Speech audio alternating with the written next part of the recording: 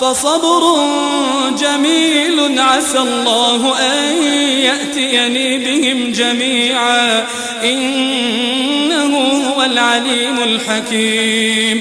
وتولى عنهم وقال يا أسفا على يوسف وتولى عنهم وقال يا أسفا على يوسف وابيضت عيناه من الحزن فهو كظيم. قالوا تالله تفتأ تذكر يوسف حتى تكون حرضا أو تكون من الهالكين.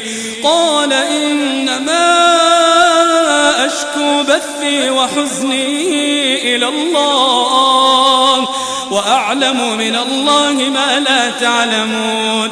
يا بني اذهبوا فتحسسوا